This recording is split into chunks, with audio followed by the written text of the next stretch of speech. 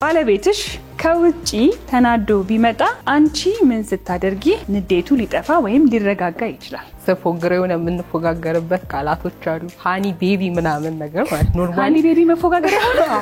ሃኒ ቤቢ አንባባልም እኔና እሱ ኖርማሊ። ማንንም ትባባሉት?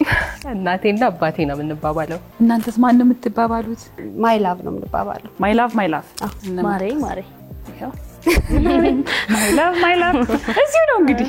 ባለቤትሽ አንቺን ሳያማክር ከማያደርጋቸው ነገሮች ውስጥ አንዱን ጥቀሽ ነበር ያለው። ስፖርት መስራት እንበል እንዴ?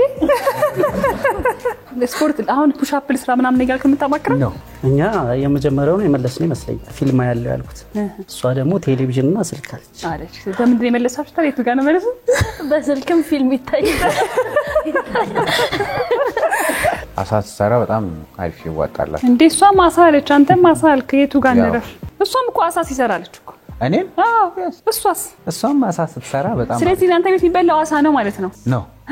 አሳ እንበላለን፣ ክትፎ እንበላለን፣ ዶሮ እንበላለን። ባለቤትህ ለሌላ ሰው የማታሳየው አንተ ብቻ የምታውቀው ባህሪዋ ምንድነው? ያው እኔም በፍቅር ቃል ስጠራኝ ሰዎች አያውቁም። ያው ኦፊሻሊ ሞስት ኦፍ ዘ ታይም ሰዎች አያውቁም ይሄንን ነገር።